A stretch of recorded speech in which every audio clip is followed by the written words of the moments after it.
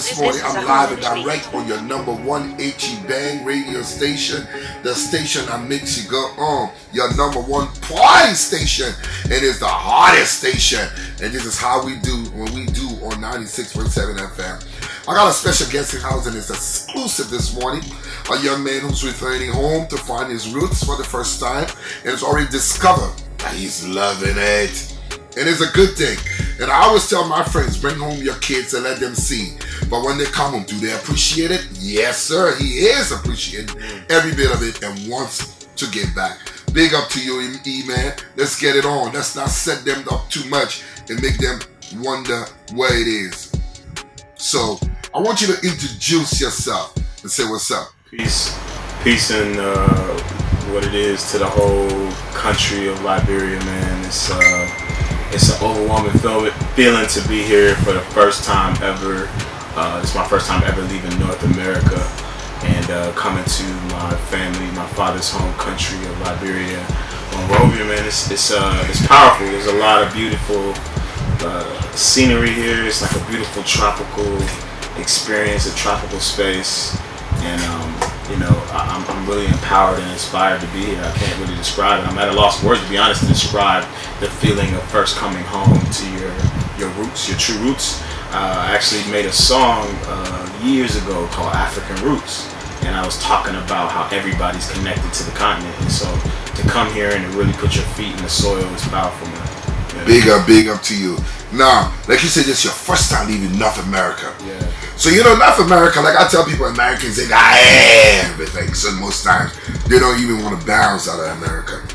But then, when you come to Africa, and you see things, and you say, oh, ooh la la la.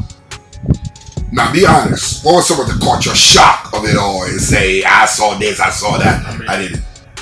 Well, honestly, the first thing that caught me when I got here was we went to, I won't shout out any particular location, but went to this particular hotel. It's really upper class, and the food and everything is amazing.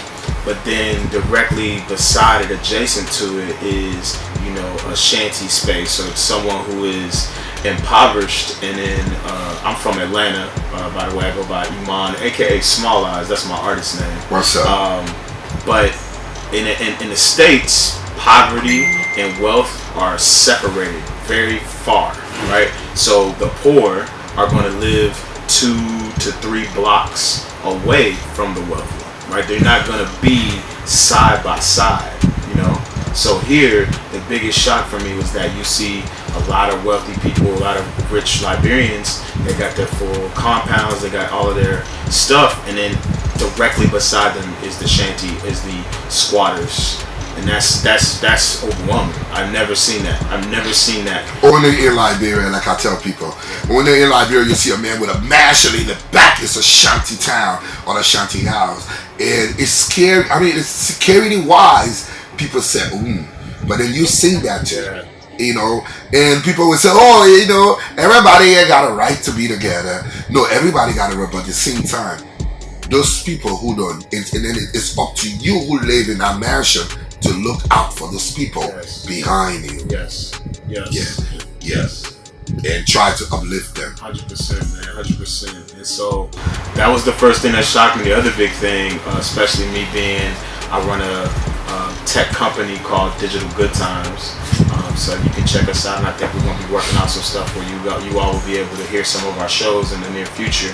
But we're a tech media company, so we really talk about and we practice tech empowerment using the arts, because we're hip hop musicians and artists. Shout out to my people, Jack Preston, Tristan, my team, who are part of my company, and we preach tech empowerment. So the other thing I saw is like everybody here's on cell phones. Everybody here's on cell phones. Man, even all the old moms up in the village got a cell phone because they got to talk to the daughter or the son in the States. Which I get, and that's I think that's powerful. But one thing I was thinking, we were talking to you when we first met, and I've been telling my uncle that really it's taking advantage of the resources that you have. Not everybody has to have a laptop in order to be technological. Your cell phone that you got, whatever phone, if you have a smartphone, if you got one with you right now, you have a laptop in your hand. So I urge you to really explore the apps. Look at Google Play if you have Android. If you got iPhone, go to the App Store and look up some of the educational apps, right? There's apps that you can actually teach yourself any kind of discipline. You want to learn astrophysics, you want to learn mechanical engineering, you want to learn anything. You want to build rockets, you want to do anything, there's apps that will take you step by step through. So utilize the power of that thing you have in your hand. It's not just for calling, man. It's essentially a modern laptop in your hand. So, yeah. So basically, Emmanuel, you've come and saying you have interest now to say I want to be a part of. Yes. In the aspect of in the area of IT and technology and music and the arts. Yes. Now I tell people a lot around here. Most times I see kids that go to college. Oh, we're not getting this. Most of them people go to school here. Most people just to get the paper, right, and not the knowledge. Because the teachers don't come to class. The teachers are not okran with the morning stuff. I mean, I've gone to teach classes where kids during the third year in college, and they don't even have email addresses. How is that possible? Man, how is that? That's, man, in the 21st century, everybody needs to have email. Your phone has it. If you have a smartphone, you have a laptop. Let me say that again. If you have a smartphone, you have a laptop in your hand. So you can do email, you can do anything that somebody with a laptop can do. You gotta utilize that resource. Man. And so it is very important. I tell Liberians, I said when I was growing up, because I'm 46, we didn't have internet. We had just books, and I was an avid reader. So can you imagine go to the library? I was part of every major library, including the U.S. Embassy, and we just read. Nowadays, you got everything in the palm of your hand. It is not only for Facebook or whatever, it is for you to check out. So even on YouTube has gone an extra mile. They got videos. So if you're doing chemistry, you want to be a doctor, a nurse, or anything, you just go online and you can teach yourself. So you can go and get the paper from the teacher who don't know better, and we go into the still restructuring thing or rebuilding our society, but at the same time, the word is in your hands. It's there. You don't have to wait for nobody. Tell us about your radio show, because we are announcing. Okay, we're gonna do it official. Your email, Emmanuel, officially as CEO founder New Era Inc. We would like to carry your technology show on Nubian 96.7 FM. Yes. Show Digital Good Times. We have been out for about 3 years. We say our mission is to bridge the gap between disconnected communities, and what that means is we want to bring empowerment to everyone, right? This technology is not just for those who are wealthy. Technology is the equalizer. I want to say it again. It is the equalizer. You could be anywhere. It doesn't matter what level of status you are at right now. If you utilize the device you have in your hand, when you buy those credits, you get that data. Go and download some ebooks, right? You can download there's many free ebooks out there of every kind of genre. You want to get fantasy, you want to get research books, but what we do is exactly this. We talk about this and we bring people on. For example, the last episode of our first season 1, we're going to launch our season 2 when I get back to the States in July. It's the end of our season. We had Troy Carter. Troy Carter is the A&R artist development for Spotify. So I don't know if people use Spotify over here heavy, but it's like Pandora. It's like a YouTube where you have access to all millions and millions of music and songs. He is the only person, one of the few black men who are in charge of music in relationship to technology, right? So we talk about how we want to get more people in the space, but again, I want to stress, and I want to say it until my lungs collapse, is that technology is the power of the future. If you're trying to figure out how you're going to be able to really make money and do something really powerful, get into technology. Start looking up those documents. Go into the Google Play Store. There's books on Computing 101, right? I know they got classes here, right? But you could teach yourself that will supplement the classes you're taking. right? So that's an example of some of the things we talk about. But then we also bring in musicians and artists. Us being musicians and artists, we play our music. We have live DJ sets. We do events. And what we're trying to do now to connect with the international community is to come over here and bring some of our skills, and so we can help train and teach people to do these things on their own as well. So big up LIB, you heard it from the man himself. They're going to be coming to Liberia, and so get ready, Liberia, as they are going to be contributing. But like we say, IT technology is the way. STEM, Nubian 96.7. In fact, New Era Inc. is coming up with a quizzing show, and it's going to be STEM, Science, Technology, Engineering, and Mathematics. We're going to be bringing that out at the earliest. We got Bright in the house straight out of Ghana. Yet to lend his quarter on trying to make that happen. So we want you all to listen out there, and very soon, science and technology, we're going to promote that to the fullest. I would say this, I go to Ghana. Ghana is good with technology. They got a technology ministry. Nigeria, in fact, Nigeria has launched a satellite and all. Nigeria is way ahead. And what they do in those different schools, I mean, in those different communities, the little kids up to 20 years, they're all IT savvy, they're all into multimedia and the whole nine. A typical kid in Ghana, Nigeria, can make his own money, write his own app, softwares. And I challenged my brother Latin this morning. I would try to introduce you to Latin, who's the founder and the proprietor who runs STARS Institute. A guy who has a story of coming, struggling to build it. And most times I tell him, don't be complacent. Take it to the next level. Because I look at Latin as that young man that needs to be pushed, and our young man that needs to be supported, and our young man that needs to take it to the next level. And I want to see a lot more Latin that done. I mean, he has one of the best computer schools in the country, and he's encouraging. But I want to see Latin out of Monrovia. I want to see stars in Buchanan, stars in Banga, stars in Ganta, stars in Grand Jiden, and I want to see them all interacting instead of books. I want to see everybody with a notebook. Because listen, a book, an IT book, sometimes costs you $100 plus. But like you say, if these kids have a notebook or a laptop, they can download everything. In the States, a lot of times now there's digital. It's all digital. Everything's all digital now. You download your classes, you download your courses, everything. There's schools here doing it. There's a school right now. My cousin Michelle Dennis Winter, my brother T Nelson, Cyber Ed, they're right behind Sophie's community. I'm gonna take you there. Yeah, I heard about you know, my cousins and family, we're like family. T Nelson Williams' wife and all of them. The kids here, it's an IT school, so they're compatible with kids in the States. So the kids here leave and get to America, they wanted to maybe infrastructure wise a miss, but basically they're on par.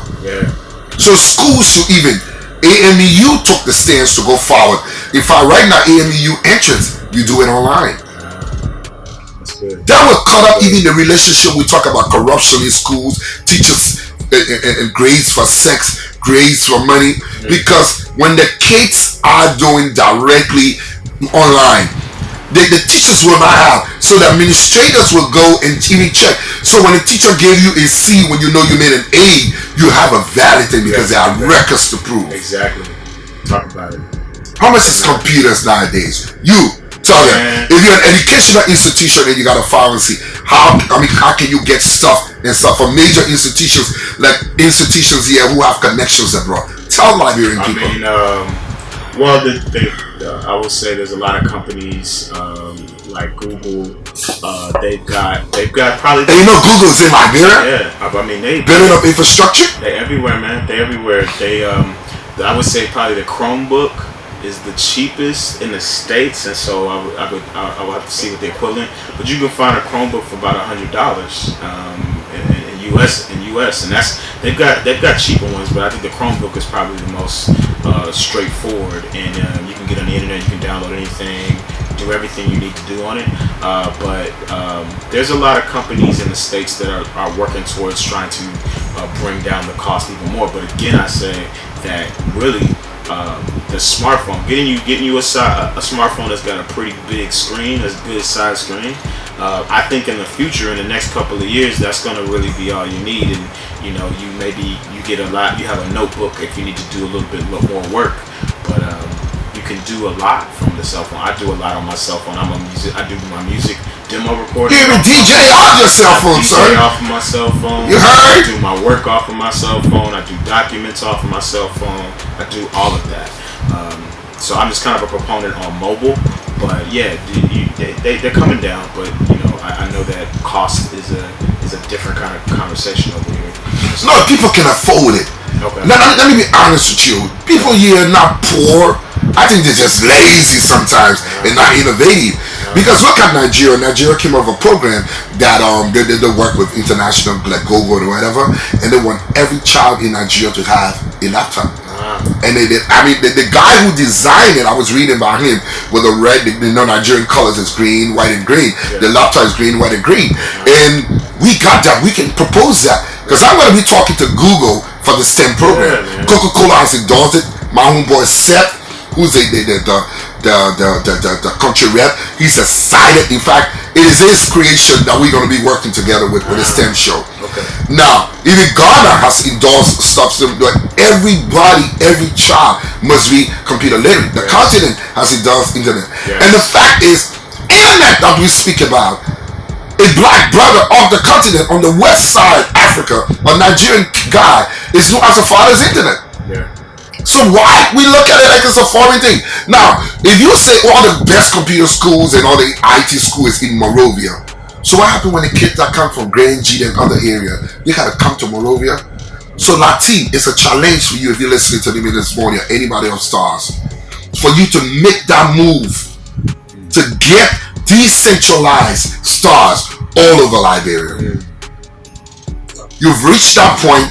You can do it, kid. You did it. You can do it. Make the move. So that's it. Make the move. And so now let's get on to the music then. The artist. Your Uncle Decantee is a prolific Afro rhythm guy. I mean, he reminds me of the fella and whatever. Like I said, he was supposed to come to the studio and he passed. Uncle Deck, man, that was my boy. For mentioning him, and shout out to my Uncle Charles, who's been hosting me this whole weekend. He's an amazing guy, amazing brother. Uncle Deck, man, he for a long time he used to inspire me because he would tell me even when I was down to keep making music. When I thought that I wasn't going anywhere, he would tell me to keep making music. And he's been a big inspiration in our family, even after his passing, because he's such a kind spirit. His music lives on. So I'm working on a remix project, and once it's done, I'm going to definitely send it to you, and so you can play it here in the States. I'm going to remix some of his music from his albums. But Uncle Deck, the biggest thing I could say that he's just always be yourself, be true to yourself, be true to your art form, and he always wanted me to keep going. So I started out rapping when I was 15 years old. I always have been self-produced, self-contained. I release my own music, I produce my own music, I design my own graphics, I make my own website. So I became tech, and I think it's the Liberian spirit in me, man. That's the one other thing I'll mention, that even though there's different disparities in wealth and things like that, but everybody here hustles. Everybody here hustles, meaning the spirit of getting to it. We say getting it done.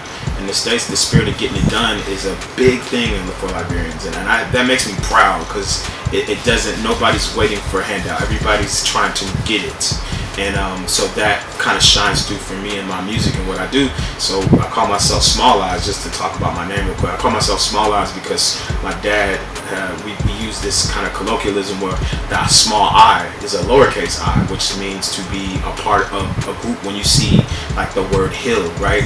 The I is lowercase. If you see capital I, which is to be ego, meaning to be big, right? Right. I think that's a lot of stuff that's prevalent here. But so that's humility. That's like I'm humble. Small eyes means to see the whole thing, to be a part of the whole thing. So that's the kind of spirit that Uncle Decantee brought out, and I hope that comes through in my music. And I guess whatever record we play will be one of my newer things. But I just say it to anybody, man, who's listening. If you do music, like, stay true to it. Even if people tell you that you can't do it, stay true to it, man. If you believe in it, it's going to happen. It may take time. So another thing, a lot of young people, so I'm in my 30s, 32, a lot of young people think you can just get it. It's not overnight, man. I know it looks like it can be overnight. It's not overnight. It takes time. Keep working. Big up to that. You heard from a young man himself who, like, everybody think America's heaven. but they don't know people work hard enough to get to where they are. So for all of you out there, like you say, got a small eyes, and I think that's a good thing. I would like to get a drop of you with that, the definition of small eyes and the colloquialism to it and what it means, so people would take up and inspire them to say, I got a small eye. And I want that word spread out on the streets in the next 1 month. Everybody like, you got small eyes? You know, like how we just speak of things. They're like, yeah, you know, I got small eyes, but I'm working for it to get big eye. You know, I want everybody to groove with that and what it means, because it means a lot to have something to look forward to.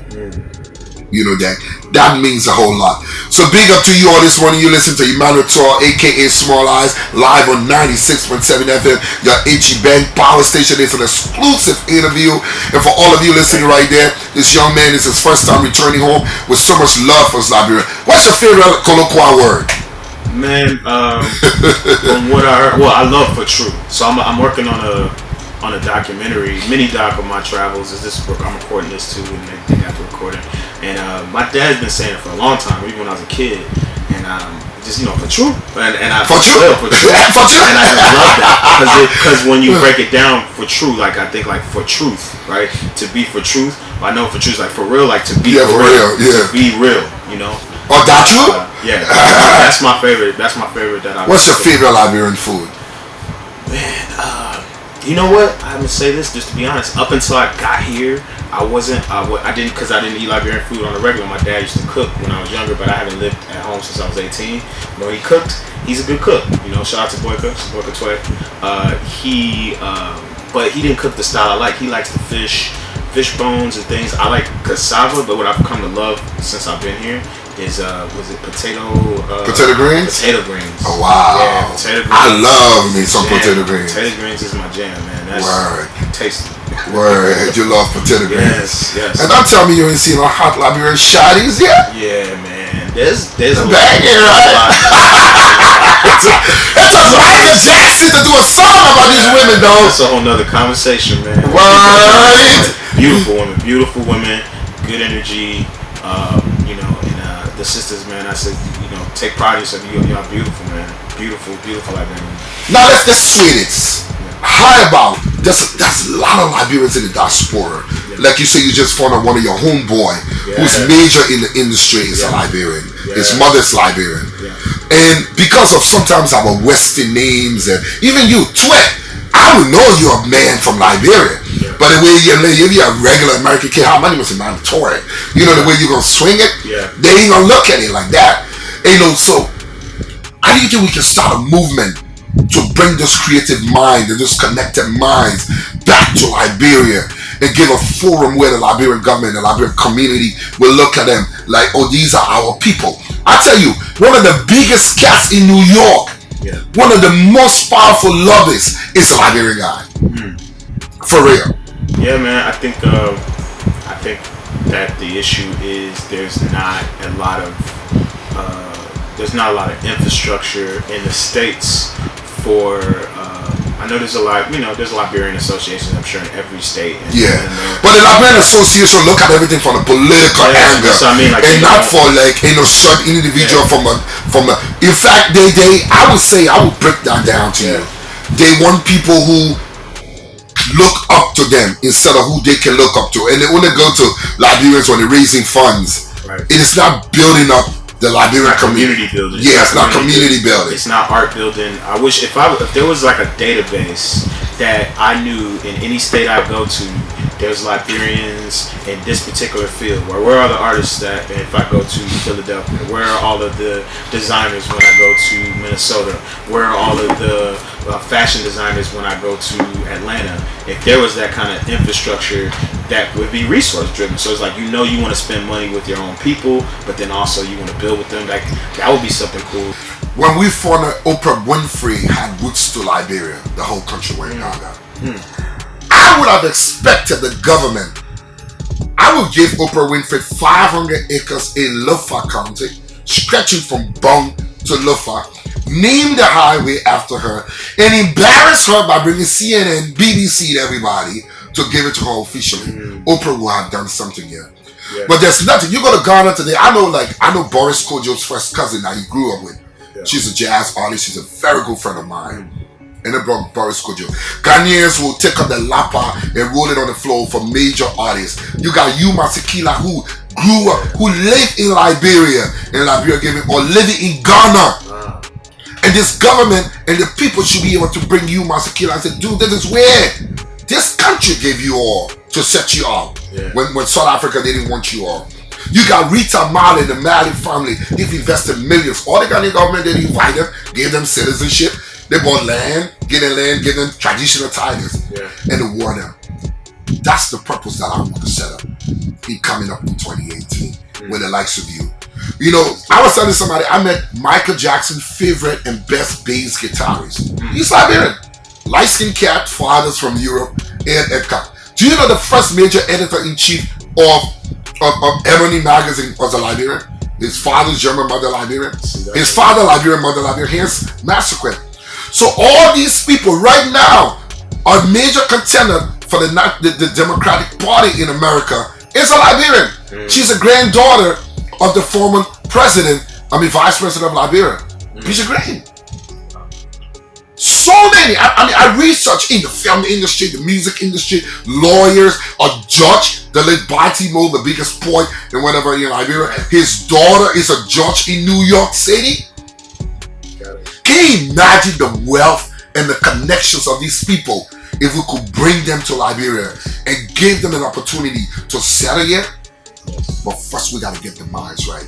So that's going to be my 2018 mission with the likes of you and many others. The major Broadway play, Seikon, a young Liberian shawty who plays she was a lead in the Fela Broadway play, and even the one with Lupita lately that they did with Liberia. She was in. Wow.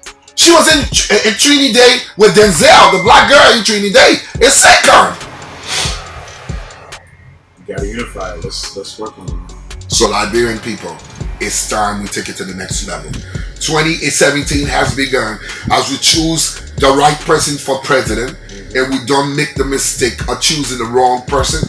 Let's choose somebody who's patriotic, can reconcile us and bring the word to us in a jiffy. We need to move forward. We are too much behind. The war has been over. We've had peace and security and stability for the last decade plus. Madam Sharif has done it. The world now look at Liberia as somewhere to come to, and they see peace and security. It is now left to us to take it to the next level. But it's also left to us to be sincere, genuine, to open our arms and stop the crab mentality where we pull each other down. Instead to look out, roll out the red carpet and say, come and be sincere. It's time for us to not encroach on somebody's land because the man ran away from the war and you were his neighbor and you took over his land. It's time for us to be sincere that when our brother sent us money to build a house, we don't eat his money and we run away. Liberians, it's time to go forward. This elections in October, when we vote, let's vote right. Let's vote the future. Let's not vote individuals because this guy is my friend or because I will chop. Let's vote people who have merit and integrity. My message is a message from the heart of a man who loves Liberia. So dog, what's your final word? Guess what? He's going to be DJing here for an hour. He's going to do a set. I'm putting on a set here for the hip-hop experience. So get ready, your small eyes is going to blow you up. Sit back and relax. So what's your final word to them all as you head up on the ones and twos of your phone? We're taping this though. Yeah, we're gonna try to do some things, man. So hopefully we get some sounds going. I just want to thank the Liberians for the hospitality, the beautiful spirit, man. Like you may not see it because you live. This is where you're from, but people who come here, man, it's overwhelming to feel the energy of Liberians and the spirit of it's just a powerful spirit, man. That even after all the things that's happened, there's still so much strength. We got to use that and not abuse each other to that. If we use that power, man, Liberia can be just, you don't have to compare it to Nigeria and Ghana. Liberia can be just as But Liberia was like that. It can be just as a little land. It can be just as great, if not greater. So big up to you all. We're going to start the movement. The movement's going to go on. It's going to be a revolutionary movement. A movement of positive thing. A movement of bringing people back home. A movement of showcasing Liberia positive. People say, people say the radio station is owned by the president. It's owned by the government because I'm not negative. No, I will not be. First, I'm a businessman. If I bring my country down, how can I invest? How can I attract investment? One. Two, I love Liberia too much. And I see the positive aspect of Liberia more than I see the negative. I remember in 1991, 92, I think it was President Sawyer, somebody said, there are more good people in Liberia than bad people. And then I go on and on to say to you all, Liberia will rise again. And I say it with so much emotions. And I say it even when I pray at night. And I say, God, don't forsake us. Don't forget us. We've wronged you so much. But then, we are the lost people in the middle of it all. Don't forget us. Because we've been through so much. I mean, even me in my life, I've been through cool wars. Everything. People say, how you got grace so early, dude? Look at me. You know, it's a swag at the same time. It is what I've been through. It's a testimony of me saying, I believe. And what I believe in must come to form.